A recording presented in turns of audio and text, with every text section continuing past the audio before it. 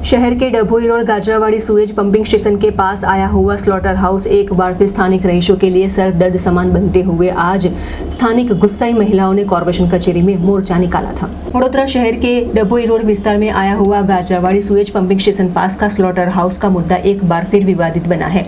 जाहिर सी बात है कि सालों से स्लॉटर हाउस से पैदा हो रही वैसी दुर्गंध युक्त माहौल के कारण स्थानिक विस्तार में रहते लोगों का जीना बेहाल बना है। ऐसे में आज विस्तार की पीड़ित और गुस्साई महिलाओं ने पूर्व विपक्ष नेता चंद्रकांत भत्तू की आगेवानी के तहत कॉर्पोरेशन कचेरी में मोर्चा निकाला था। स्लॉटर हाउस से पैदा होती वैसी ये बदबूदार माहौल के कारण स्थानिक विस्तार के लोग और यहाँ पर आते वैसे मेहमानों के लिए भी वे लोगों के लिए कहीं ना कहीं अपमानजनक परिस्थिति पैदा होती है। ऐसे में ये स्लॉटर हाउस का कायमी निकाल लाने की मांग करते हुए म्युनिसिपल कमिश्नर को रजूआत की गई थी। અમે ઘણી વખત સભામાં રજૂઆત કરેલી છે સ્લોટર હાઉસ બાબતે અને ડ્રેનેજ માટે, પણ એની કોઈ નિરાકરણ નથી આવતું। ત્યાંના રહીશો રહી શકતા નથી, એમની ઘરે મહેમાન આવે, દુર્ગંધ એટલી બધી મારે છે, મહેમાન કોઈ આવવા તૈયાર નથી એમને ત્યાં।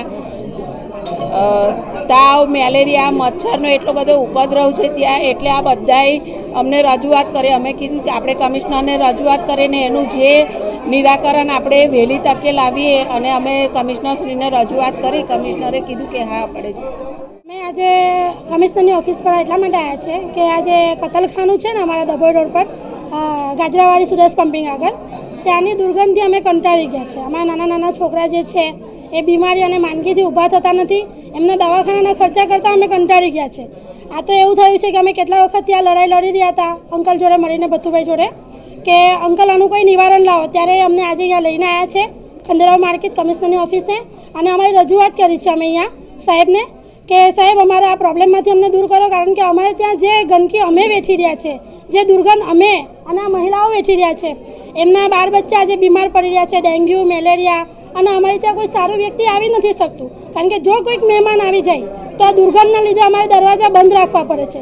અને મહેમાનોના સવાલ હોય છે કે બેન આજે દરવાજો કેમ બંધ, ત્યારે અમારે કહેવું પડે છે કે અમારે ત્યાં વસ્તુ થાય છે એના લીધે ગંધ આવે છે।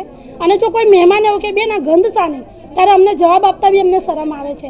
માટે આની રજૂઆત માટે અમે કમિશનર ઓફિસ આવ્યા છે। કમિશનરે શું બાહેધરી એમને સાહેબશ્રીને અમે વિનંતી કરી છે અને રજૂઆત મૂકી છે એમની આગળ, એમને એમનું નિવારણ કરવા માટેની બાહેધરી આપી છે। સ્લોટર હાઉસની રજૂઆત બાળુ શુક્લને થયેલી ત્યારે પોતે જાતે ઉઠીને આવ્યા હતા અને એક વૈજ્ઞાનિક ડબેનું એકમ ચાલુ કરેલું, અને 15 જનાવર આવે એવું એકમ બનાવ્યું હતું, અને એમને કીધેલું કે પછી એના કરતાં મોટું એકમ બનાવીશું।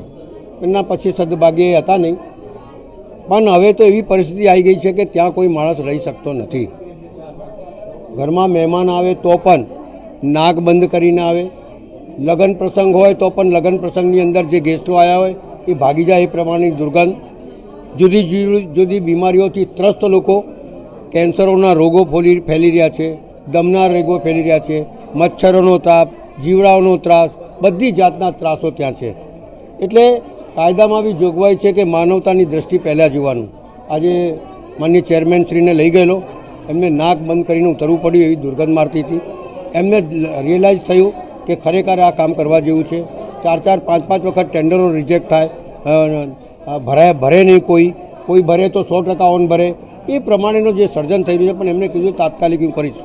મારું માનવું છે કે આ ગરીબ બસ્તી છે જે બોલી શકતી નથી, એમને કોઈ ઘર કામ કરે છે, કોઈ ગાડા ચલાવે છે, કોઈ લોખંડનું કામ કરે છે, એવા મજદૂર લોકો ત્યાં વસતા હોય ત્યારે સરકાર બી ગરીબોની વાત કરે છે અને ગરીબોને ત્રાસ આપે છે એવું મને લાગી રહ્યું છે।